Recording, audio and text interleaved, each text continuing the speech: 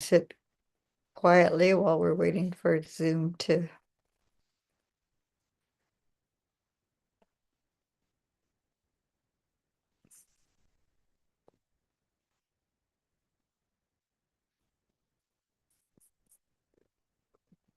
Okay, so here we are for another sutta study. And oh, Alex has just joined. So welcome, everyone who may be viewing either YouTube or now we have 3 people live in the audience. So I've selected these suttas. They have a reoccurring theme, and we've been looking at the 5 spiritual or controlling faculties, and I wanted to return to the wisdom faculty, which is the culmination of the faculties, and also, as you'll see, this is a very directly related to the Noble Eightfold Path. So this one, when I was pondering the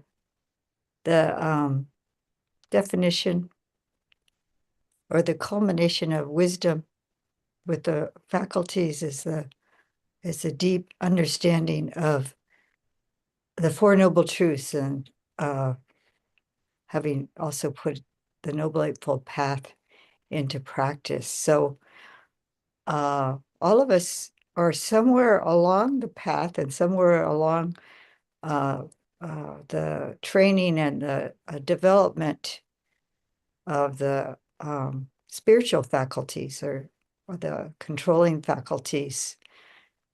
And as we were saying earlier, that all 5 faculties work together and they culminate in wisdom. And the wisdom is, so in one of the suttas, there's a metaphor, is the peak of, like if you're building a house, it's like the peak or the ridgepole and the peak of the house. So, but everything else is supporting that. So we'll go to the sutta. I'll do a share screen.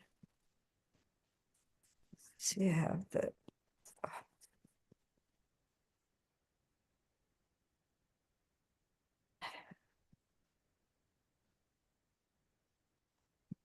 so everyone can see that.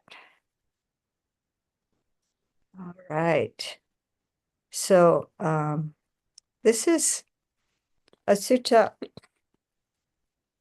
It's in the linked discourses or the connected discourses on the truths.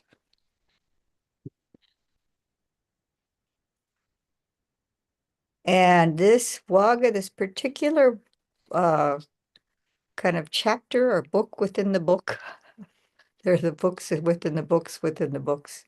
Wagga means book.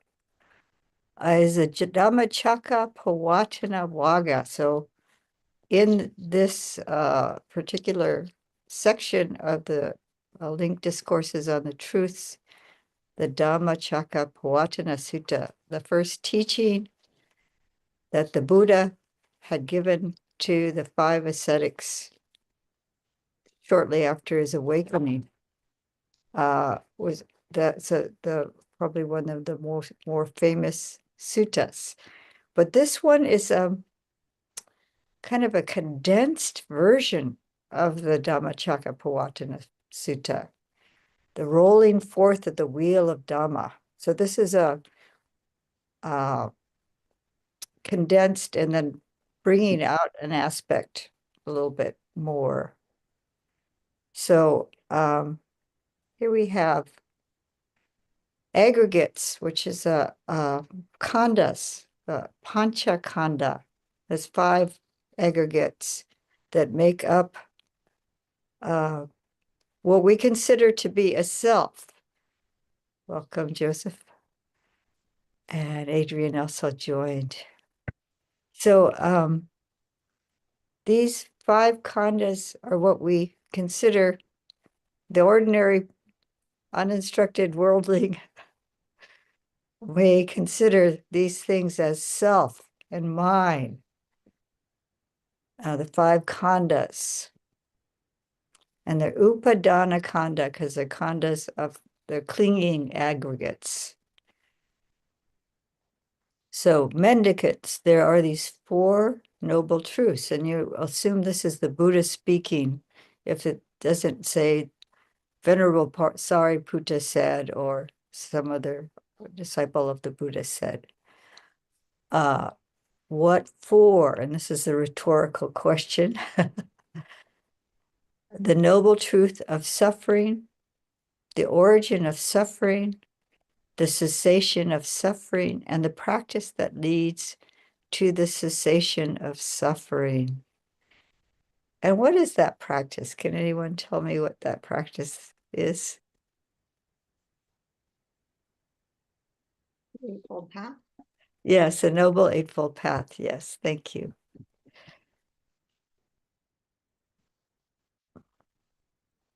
And what is the noble truth of suffering?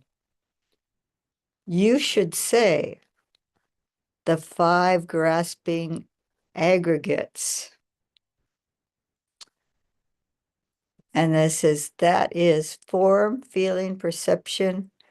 And this is a sankhara. This is Bhante Sujato's translation, and we're in Sutta Central. So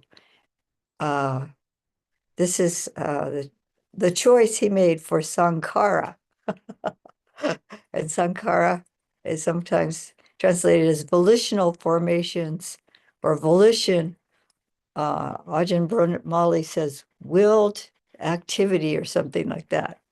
And I think Ajahn Brahm may just say will. And then consciousness, and that's the 6 consciousnesses. Can anyone tell me about the 6 consciousnesses very briefly? Yeah, just list them, Alex. Just list them. What are the 6?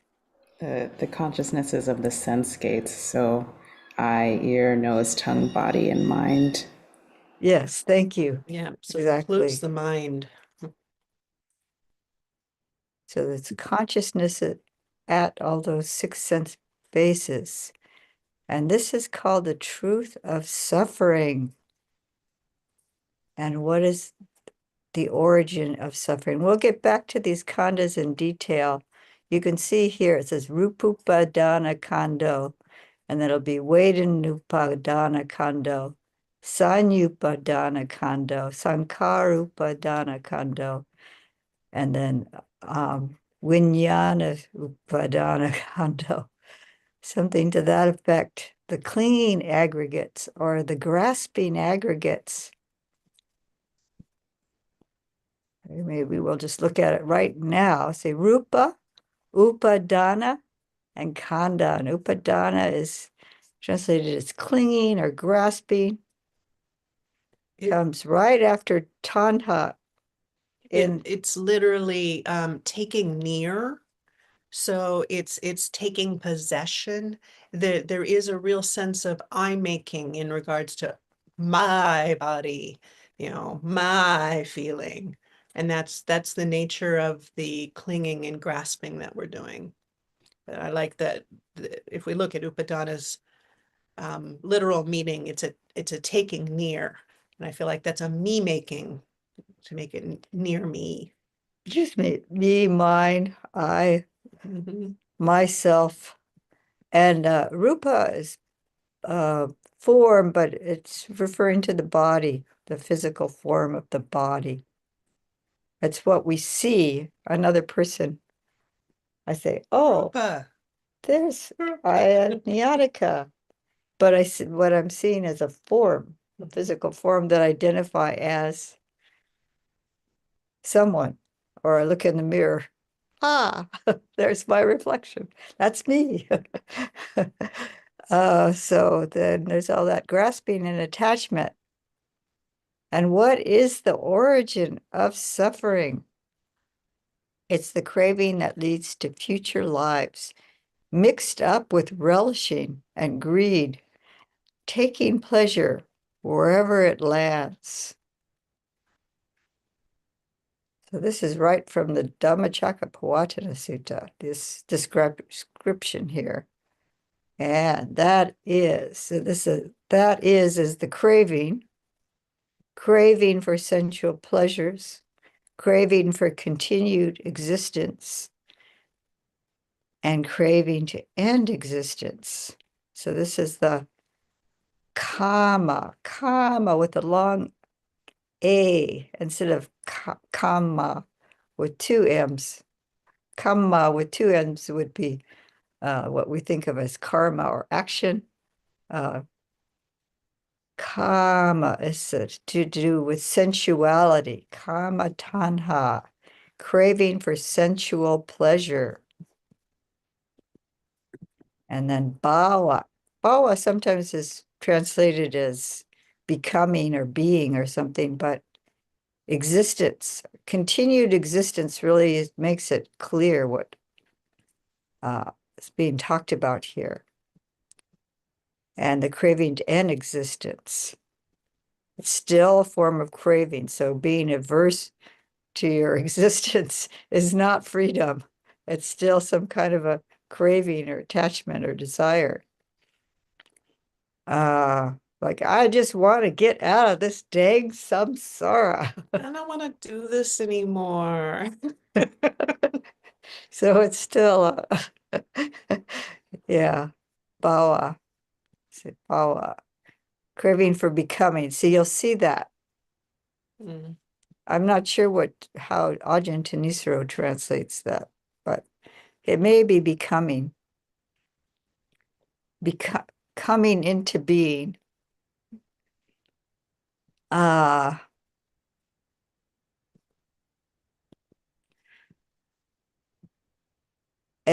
this is the noble truth of the origin of suffering.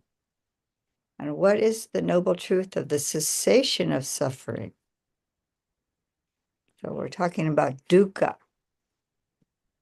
So this is dukkha samudaya, which is the origin, samudaya, and dukkha nirodha, the end or cessation of suffering, distress, angst, from stress to really anguish to real physical or emotional extreme pain. There's this whole spectrum of dukkha. And even that little kind of internalized kind of angst, that like boredom. What's next? What do I do next? How do I entertain myself? Angst to real physical pain or extreme loss that may be bringing up grief, sorrow, lamentation, despair. It's that whole gamut is dukkha. So the cessation of that, now this is our favorite line in here. It's the fading away, the cessation of that very craving with nothing left over, giving it away, letting it go, releasing it, and not clinging to it. Yo tasayeva tanhara asesa viraga nirodo chago patinisago muti analayo. And this repeats in the other sutta, so we'll get into more detail about this. I started collecting, Ajahn Kovalo gave a little talk on this, and I was like, oh, that's exactly what I've been working with. And so I started going through all of the suttas that had this phrase in it. And coincidentally, this sutta was on the list. Yeah. I had already selected the sutta, so we're kind of it's kind of merging synchronicity, yes. So yeah, so we can go word by word for this phrase, but I think I also have a translation of this particular phrase that Bhikkhu Bodhi has, how he's translated it. And we'll get into more discussion about it. So we can move on to the next sutta. But so this is a cessation, is letting go of the craving itself. It's a fading away. You can see it's a fading away cessation of that very craving, with nothing left over, giving it away, letting it go, releasing it, not clinging to it. So it's like there's kind of different aspects. When you look at the fading away aspect of it, it's a gradual letting go process. And it's by really understanding dukkha well and understanding the cause well that it starts losing its grip. So, and what is the truth of the practice that leads to the cessation of suffering? It is simply this noble eightfold path. That is right view, right thought, right speech, right action, right livelihood, right effort, right mindfulness, and right immersion. So it's ellipsed here. Samaditi, sama sankappo, sama vacha, sama kamanto, sama ajivo, sama vayamo, sama sati, sama samadhi. So perfect stability of mind. I love that for samadhi. Correct mental composure. Having perfect stability of mind with correct mental composure. So perfect, isn't that an interesting translation of samma instead of right? Perfect, having perfect, correct. This is just a different kind of nuance on these Four Noble Truths. So this is something we're developing over time, and this is what's going to lead us to complete liberation. These are the Four Noble Truths. That's why you should practice meditation. This is Bhante Sujato's way of translating this yoga bound. Okay, it's effort, exertion, but he says meditation here, yoga and karaniya. It should be done. So that's what we should be doing. I say, this is Bhante Sujato's take on it. Yeah, and it's contextual because he does translate it as something else in suttas where meditation isn't the obvious connection point. So, and here, this is the first sutta in the Wagga, and this also proves his point here. He says, Bhikkhu has developed concentration, samadhi. So this is Bhante Bodhi's translation. A bhikkhu who is concentrated, who enters immersion, who has that stability of mind, understands things as they really are. So you've seen this sutta probably, this is about the third time I've shown it. But therefore, everyone, an exertion should be made to understand this is suffering. An exertion should be made to understand this is the origin of suffering. An exertion should be made to understand this is the cessation of suffering. An exertion should be made to understand this is the way leading to the cessation of suffering. So Bhante Bodhi says exertion, but here it's talking about developing samadhi. And then here's Bhante Sujato, the mendicant who has immersion truly understands. So samahito is one who possesses samadhi. So I just put in parentheses here, a calm, clear, and joyful mind without grasping is able to understand. So this is this training, the Noble Eightfold Path has samadhi as the last path factor. And then that's the mundane path, and then there's the tenfold, which has knowledge and liberation. And that's what the path culminates in, is knowledge and liberation. So here, this is in that same Wagga on the truths. And as I was saying, the Dhammacakkappavattana Sutta is in that Wagga. And I just took an extract from it to show how it's a slightly different description of the truth of suffering. Is that readable the way it is? Can you read it? Yeah, I know it's the back. I don't know how to get rid of the background sometimes. That I've just cut and pasted from Sutta Central. So this is Bhante Bodhi's translation. Bhante Sujata kindly has put other people's translations in as well for comparison. So now this bhikkhus is the noble truth of suffering. Birth is suffering, aging is suffering, illness is suffering, death is suffering, union with what is displeasing is suffering, separation from what is pleasing is suffering.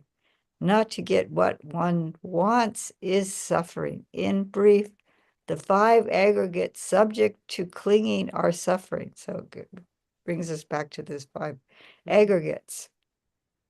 Now, this bhikkhus is the noble truth of the origin of suffering.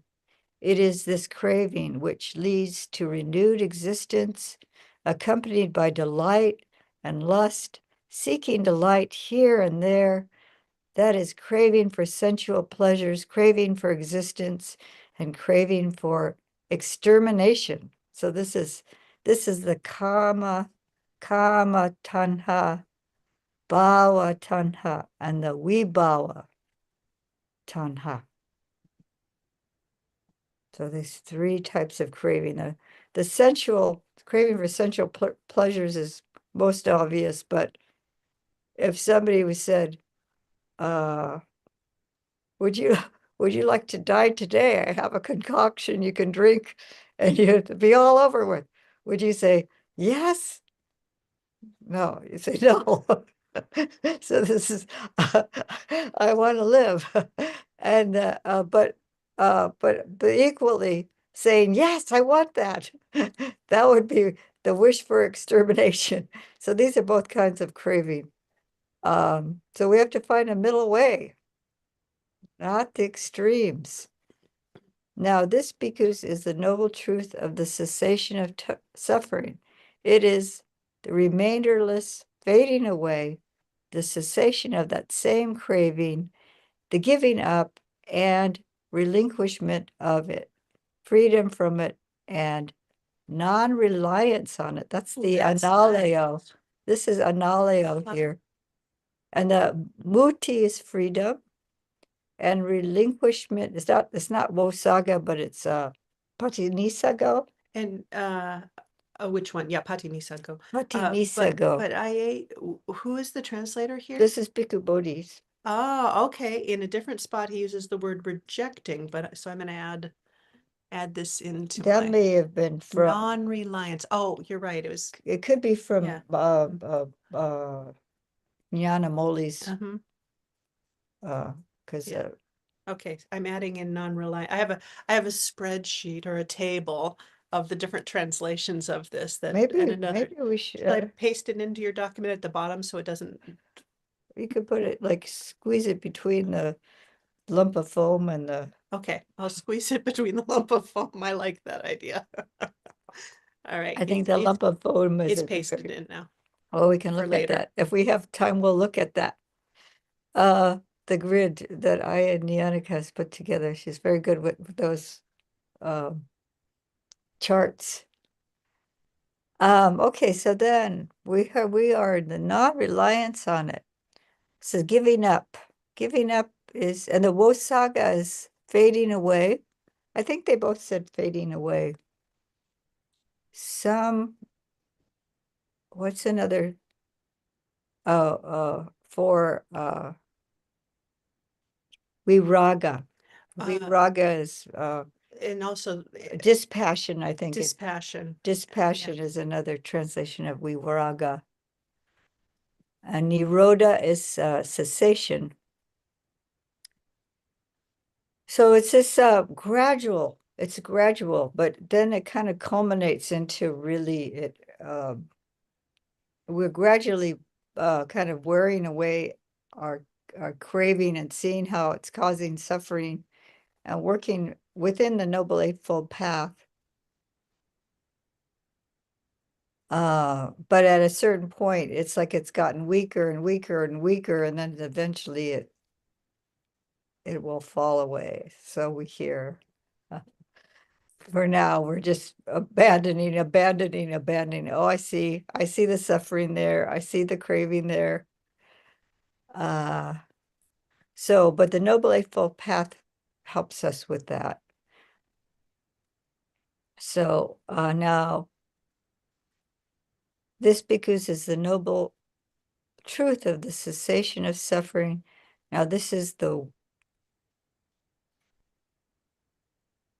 noble truth of the way leading to the cessation of suffering. It is the Noble Eightfold Path.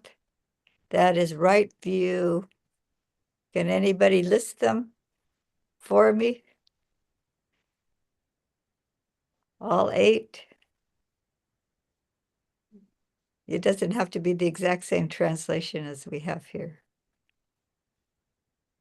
The first one is Right view, right view, and then comes, right intention, yes. Uh-huh. Next, right speech, right action, right livelihood, right effort, right mindfulness, and right immersion.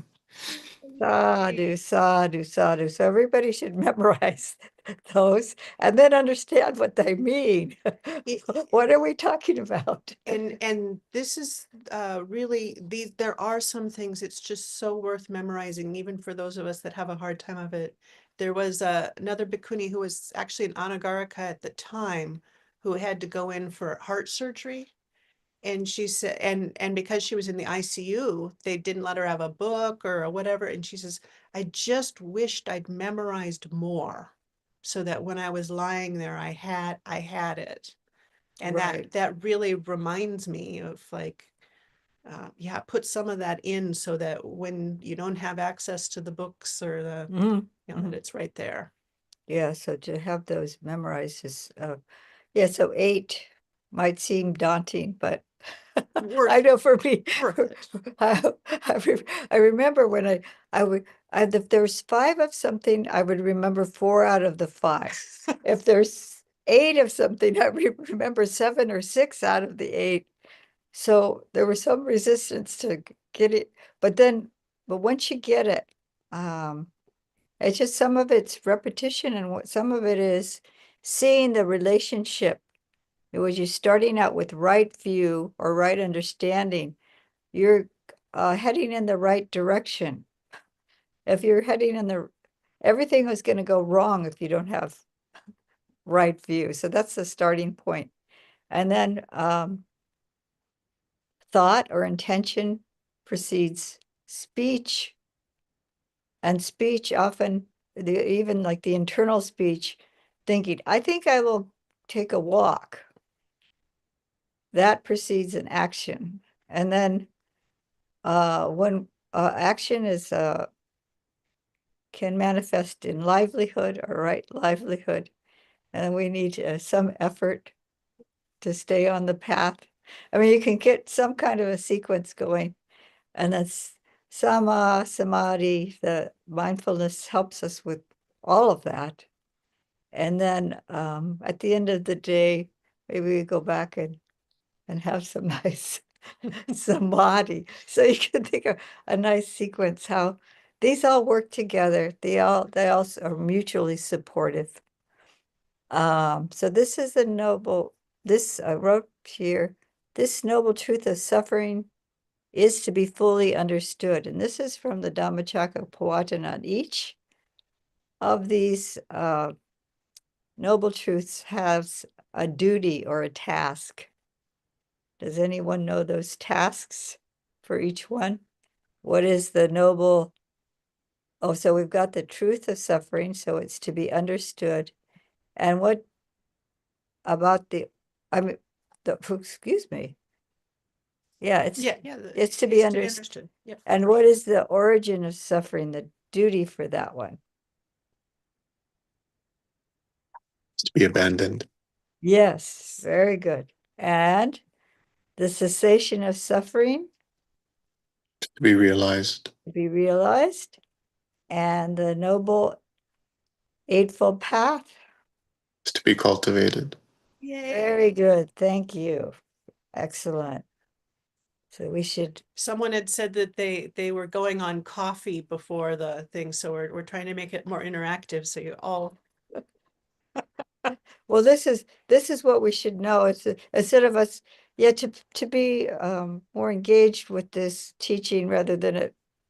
I don't know how entertaining it is exactly, but to really to penetrate. It is interesting to me, For sure. obviously, but so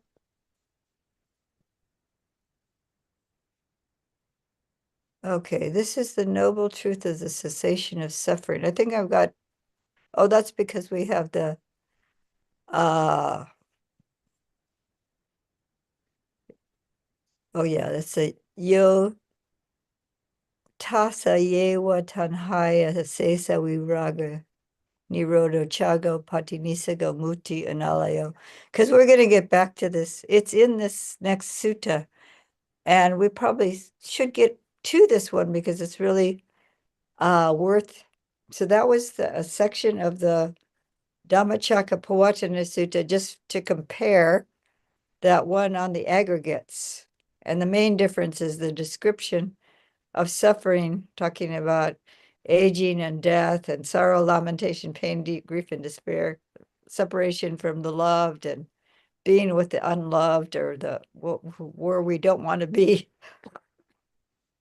So this is, but basically that's the 5 aggregates of clinging. So I'm going to go to the actual sutta here.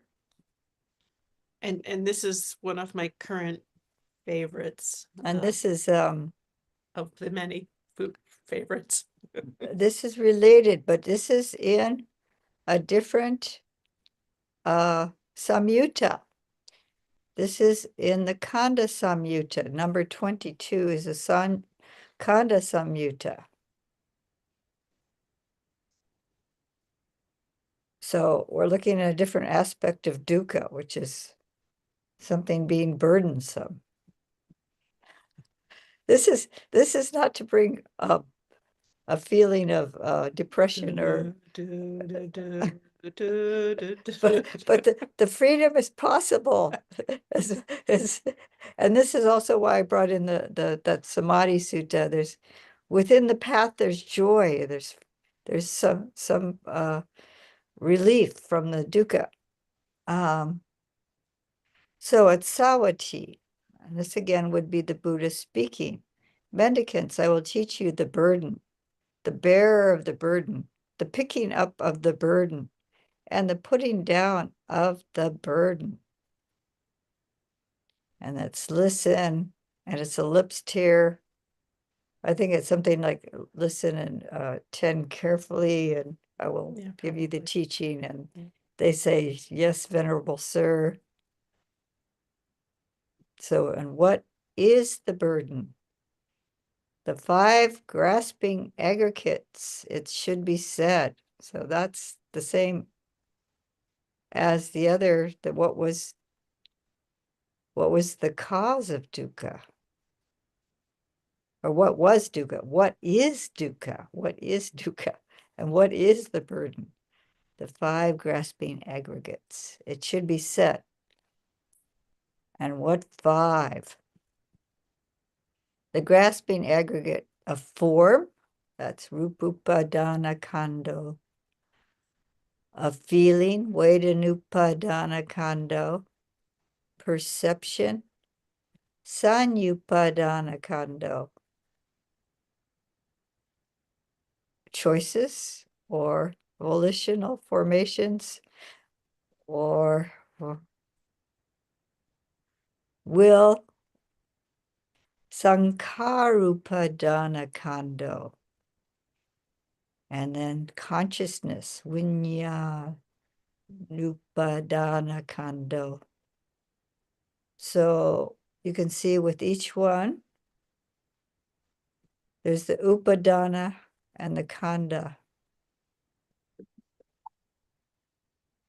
So this is interesting. It says accumulation of mental activity that is clung to.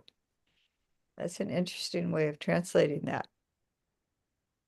So mental activity is another way of translating sankhara. I think I've heard it translated as mental formations. This is one of those, and maybe it has the Guinness World Record of the most translations of any kanda or something. And for me, it's got that volitional.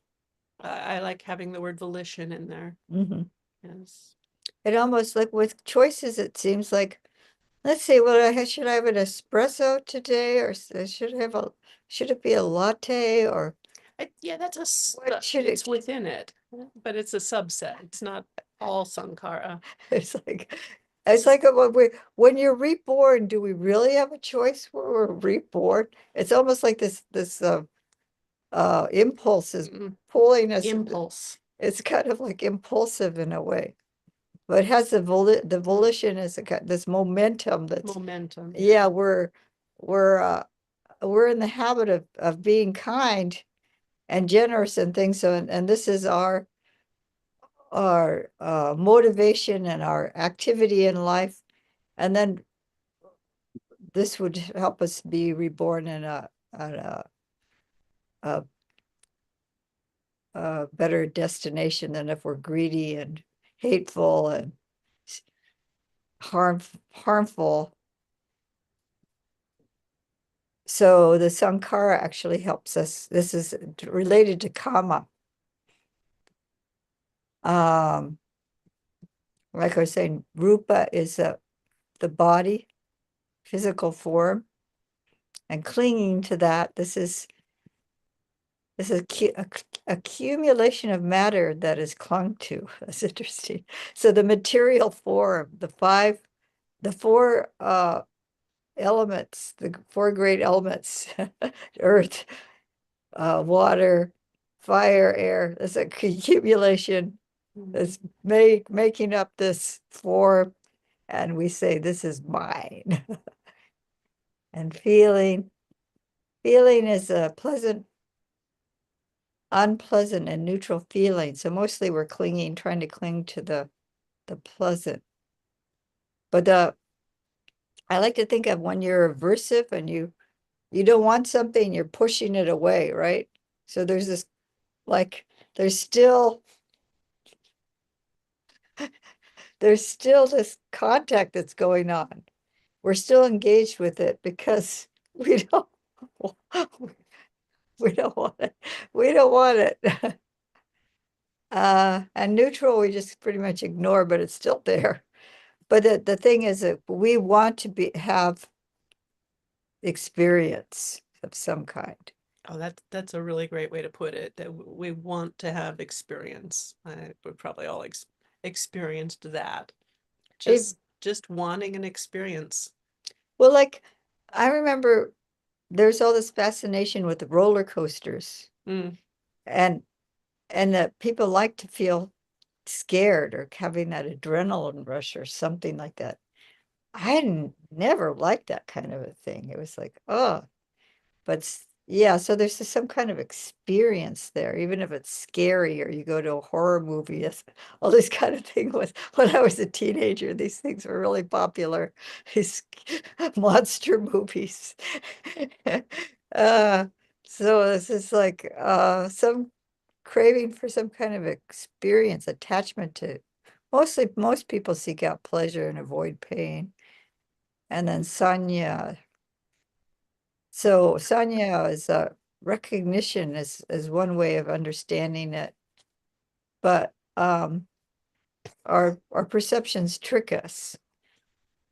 And we may see something or hear something and have a misperception of what it is. What is the biggest misperception? Me, I exist. Me. For me, I mean, what do you think the biggest misperception is? Yes, I think there's a misperception of me and mine and myself and And I'm right. my view is correct, a correct one. And then we did mention this Vijnāna, accumulation of consciousness that is clung to. So it's accumulation. Well, I think the reason why they're saying accumulation is because Khanda is there's an aggregate. So it's a pile of stuff coming together. Like the form aggregate is a lot of different, like the body is made up of a lot of things. Feelings, there's a whole spectrum of feeling and perceptions through the eye, ear, nose, tongue. Yeah, through the sense gates. Both Vedana and Sanya are not only they're varied through the 6 sense gates. And now this is the burden. These 5 aggregates are the burden. So someone described it as like having big stacks of firewood, bundles of them, each one, and then one is on one shoulder and one's having it tied to your back, and I mean you're trying to carry all these stacks of things along with you. And who is the bearer of the burden? And that is the person, the pugalo, individual. The venerable of such and such a name and clan. Nowadays, I would say your name and the title of your occupation. I remember as a layperson, they'd use my lay name, and this is so and so, and then such and such a role, and then everyone would be like, oh, you're the expert in blah blah blah. You're because the association of that name, who wrote that paper with, and I'm sure whatever profession you're in, you've got the same kind of thing. But I feel like clan here still is very much alive in the world. But I think we also have this overlay of occupation. Well, that's what's class. Yeah, so many categorizations of people. I worked in the hospital, and so it was like the doctor and Yep. This person is the housekeeper or something like that. It's like, but if the housekeeper wasn't doing their job well, that would be a serious problem. Especially in a hospital. Yeah. So I mean, everybody has their important role. The like a lab tech but each person has their role. It's really important.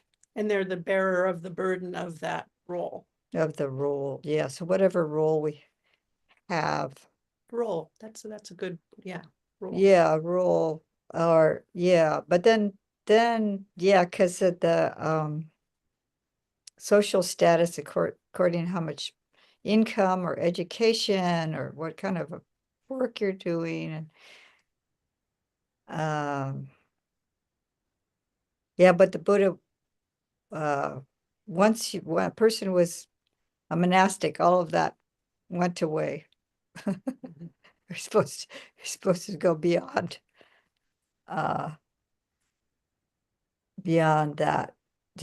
those kind of distinctions. So the bearer of the burden is the individual. And what is picking up of the burden? This is the Upadana here, isn't it, huh? Is it?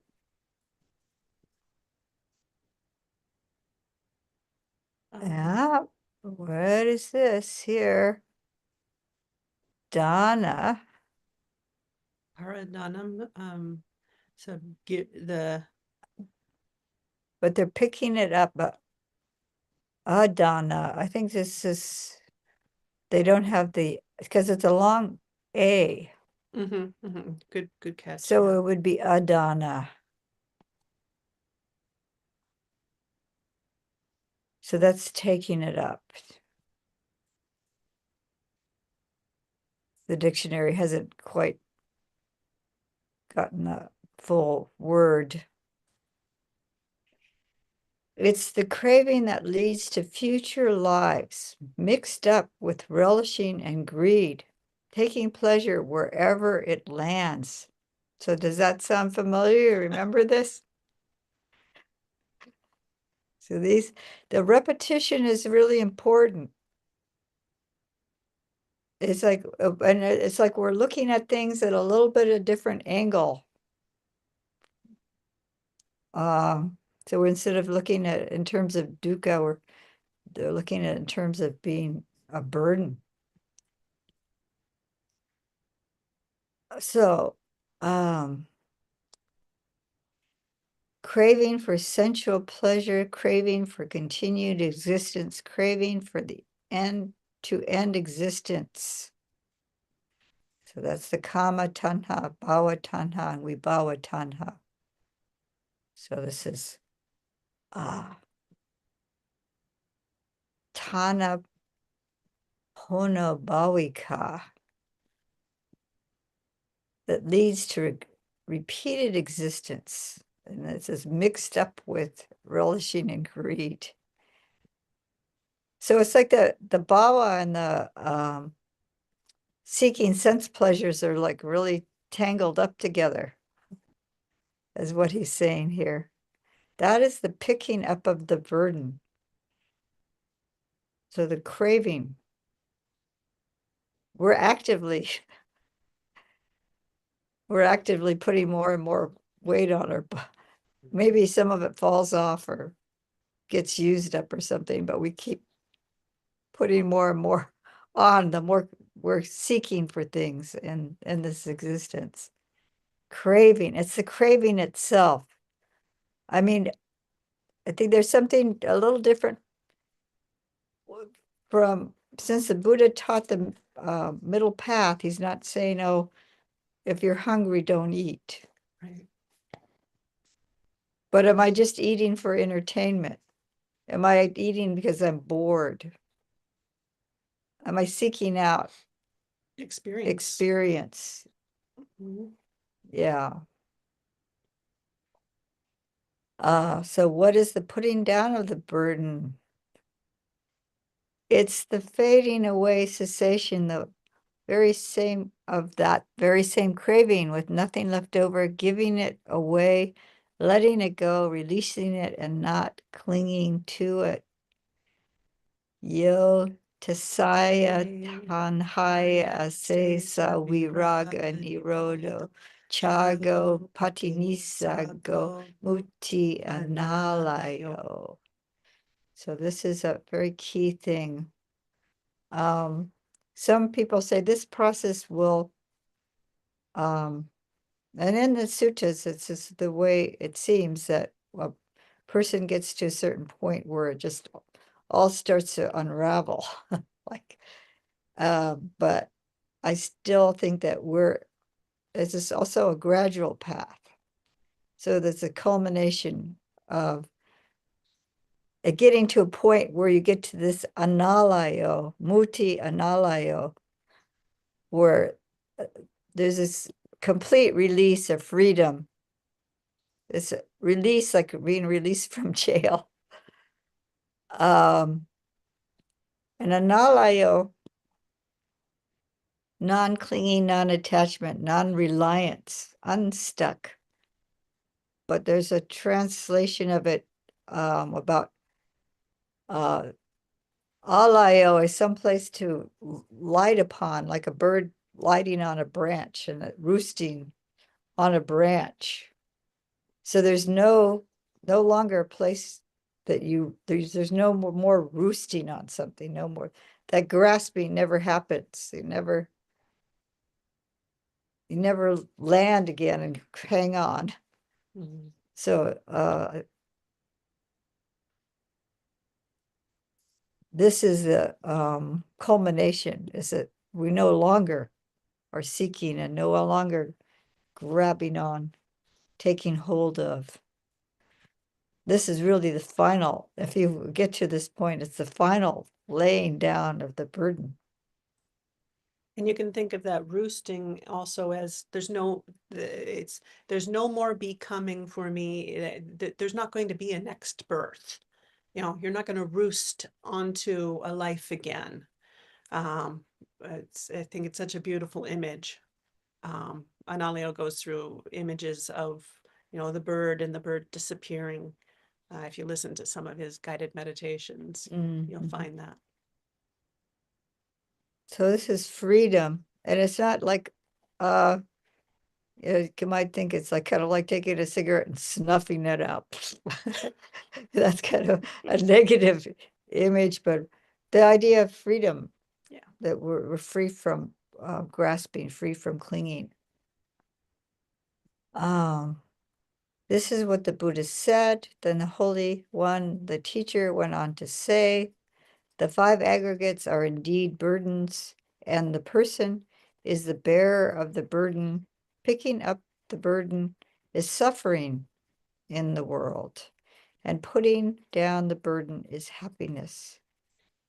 When the heavy burden is put down without picking up another and having plucked out craving, root and all, you're hungerless, quenched. Bhikkhu Bodhi's, that last line is, one is free from hunger, fully quenched. So that's quite beautiful. I'm going to stop the screen share here. Did you want to show the chart or no? Well, let's see, there's not very much time, so All I right. thought We maybe can save that for another sutta. this will come up again because it's a reoccurring line, teaching or expression in the suttas. So does anyone, maybe I'll put it on gallery view. Does anyone have a question? Joseph has a hand. I like the verse. Thank you, Venerables. I like the hungerless because reminds me of talk on contentment. Talk on contentment outshines the sun and moon. I was wondering how this teaching supports the idea of contentment, or how do we practice contentment, and specifically the mental virtue of contentment. I was thinking about how this sutta relates to 5 of the wholesome topics of conversation. So fewness of wishes, contentment, seclusion, aloofness, and arousing energy. And what came to mind is these first 4 seem to be in relationship to like having, being free from sense pleasures. So like being satisfied. So like like having the thought, I've seen enough sights, I've heard enough sounds, I'm okay, I'm satisfied. But then the idea of craving for non-becoming, I feel like the word virya, heroism, is this idea of like enduring what, there's still that craving for non-becoming. So how we balance abandoning craving for becoming and non-becoming. There seems to be this balance of, being content with the way things are, but still arousing energy is important as well. That's just something that's on my mind in terms of what's coming on. How do you cultivate contentment in your own practices, and how do you encourage, approve, and praise contentment in relationship to this sutta? Thank you. Oh, thank you. That's very good. Yeah, so the tanha is there's a very subtle craving that may be that, well, the Buddha talks about pulling out the tanha, the craving, at the root. And so there's the very coarse craving for food or experiences, or and to see where that's actually coming from, to look really deeply inside.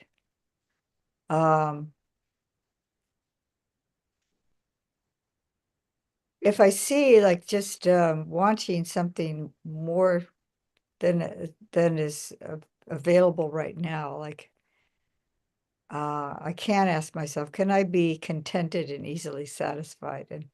And also this is good enough. This is enough. This is so there's like kind of degrees of that where and then there's the mind not going out at all, and not having to kind of pull it. But there's this gradual process, like I was saying, where we see the arising of craving, and then I say, oh, well, this is really not necessary. I can be content.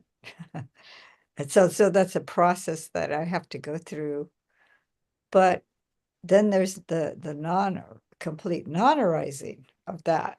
And I think as we are working with the like the samatha meditation particularly, it can be both vipassana and samatha, like we'll like examining, oh, there's craving, oh, and seeing the suffering, oh, and seeing it arising and passing, and really being very aware of how that's always coming, always rising, always rising, always rising.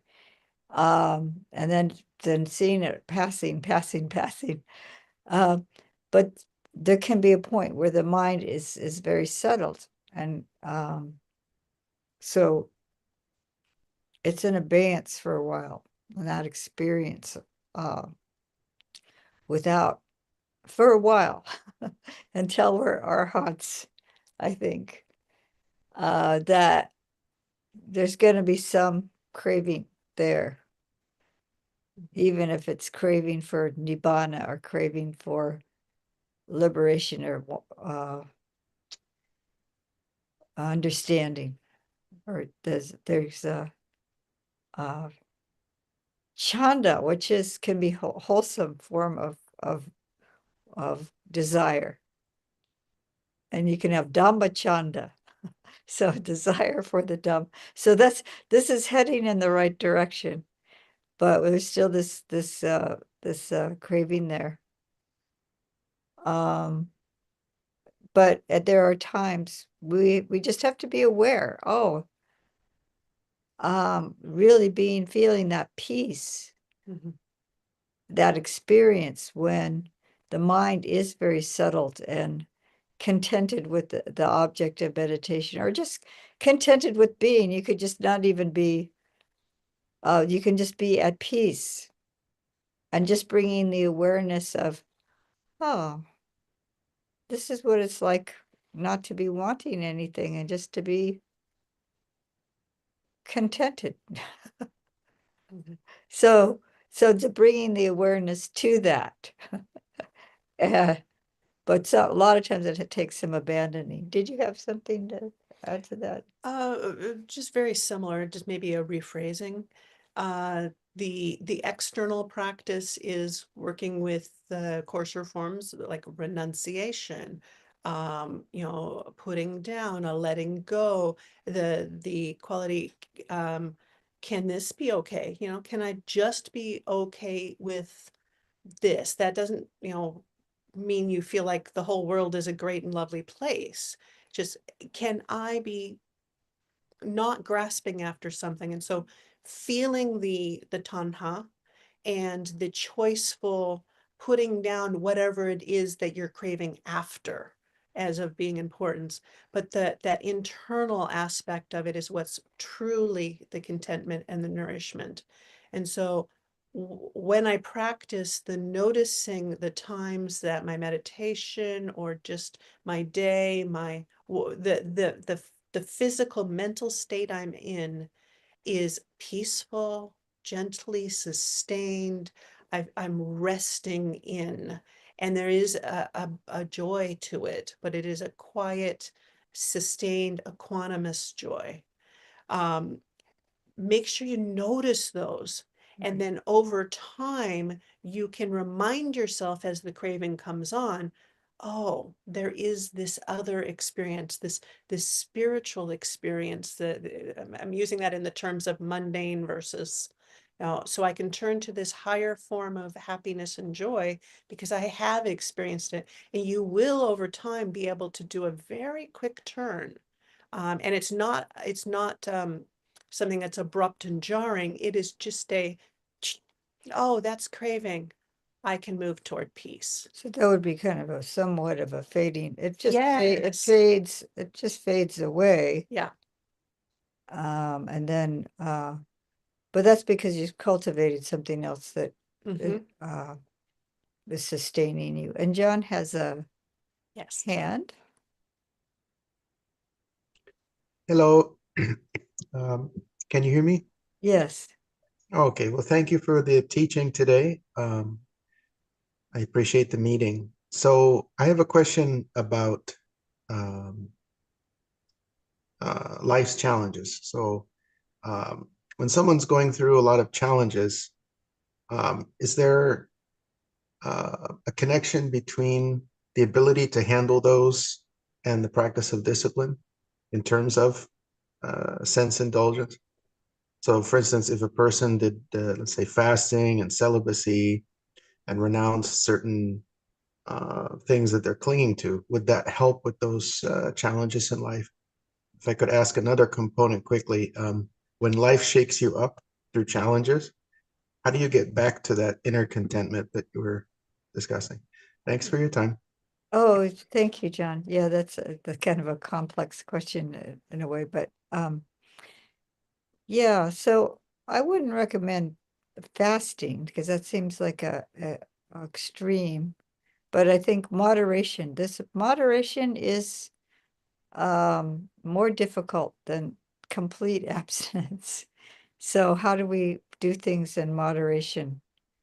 I mean, like with the monastics, we've announced a lot of choices as far as clothing is concerned. We're just kind of so one of the Thai abbots was calling this our uniform. So I had this nightmare where I was having to choose between a lot of different clothes that would match and stuff like that, and having a lot of anxiety. And it was like layperson's clothing, And so, but the moderation is to have just something very simple that, so you don't have a lot of choices. Can I eat in moderation? If I'm having a lot of stress and anxiety or a difficult time in life, am I either going to binging, or the other extreme would be just not eating at all? So how can I, be happy with just enough and being really in tune with the body? What is the body really actually needing now? I think internally, as far as renunciation, is the renunciation of greed, renunciation of hatred, and renunciation of delusion would be developing wisdom. So developing the awareness. Delusion is being unaware also. So, but the kind of awareness that's connected to being wise. So, so being aware of what's going on internally, people around me are getting me, and I say they are getting me annoyed. See, and that's not wisdom. That's like, I am annoying myself actually. Mhm. I'm sitting here meditating and I'm thinking about something that somebody said or how they're doing it wrong, and this person's all wrong. And then I'm going, wait a minute. What is wrong with this picture? I'm just sitting here criticizing other people. Is that a wholesome activity? Is that helpful to me or anyone else? No. So bringing that awareness internally and seeing I think the renunciation of the unwholesome states is probably the most helpful, and along with the renunciation of the unwholesome, to be cultivating the wholesome. Starting with myself, can I have a heart of loving kindness? Can I have compassion for myself? This is a difficult situation right now. And I can see I'm suffering. Or if I get angry, I think, oh, anger is actually dukkha. But it's mind-made dukkha. So is sorrow and lamentation. It's dukkha. So even if there's not anger, but there's this despair. And these burdens are vary, the social situations that we have vary. And so the immediacy of, am I going to get food? Am I going to get shelter? Am I going to lose my shelter? Am I, all of these things are really real burdens that we are navigating. But if you look at those who are ultra wealthy and don't have a concern about if they're going to lose their shelter or lose their food, they too are carrying these burdens of the aggregates. And you can see how their Vedana, their Sanya, their perception and their thinking can be so much more suffering because of the levels of craving. And so, yes, it is really hard when you're not getting enough food. It's really hard if your shelter is in danger. It's ridiculous that it's hard for those who have those things to also be in these states of woe, we might think. But because we have these aggregates, there is a burden associated with it. And the thing we need to let go of is the craving. So like I was saying, I don't know that a particular form of fasting or a particular form of reading suttas or doing lots of walking meditation, it may not be the antidote to the world burden that's being carried, but they might be forms in which we can cultivate the heart to, as Joseph was saying, turn toward contentment. And that can be a really radical and scary thing when we pose it in terms of the world's perceptions of what our path and our direction is and should be. But when we put it in the spiritual terms of letting go, the fading away, the release into the freedom of Nibbana, then that is possible, whether or not you have food security. I'm not saying it's easier, though, by any stretch of the imagination. So yes, wherever you are in the burdens of the world, you already have the burdens of a this. For those who are just listening, I'm tapping my body and kind of the affect of it as well. So we're all on this journey of putting the burden down, and the way we react, whether it's sorrow, lamentation, or anger, or turning away, or whatever, is an aspect of our craving. And that's what we can work with. Venerables, may I ask a follow-up question about contentment? Well, it's after the time. Do we want to close and we then could continue the close conversation? and then continue. We could for a little while longer for those who want to continue. So we'll turn towards the Buddha image and then we'll go off YouTube, and anyone who wants to continue can stay on.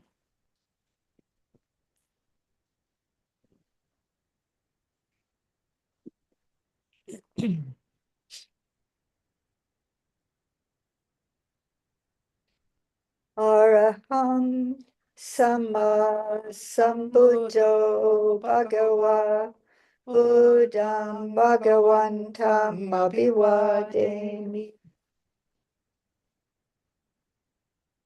Swakato Bhagavata Dhammo Dhammam Namasami Supatipanno Bhagavato Sāvaka Sangho Sangham Namami.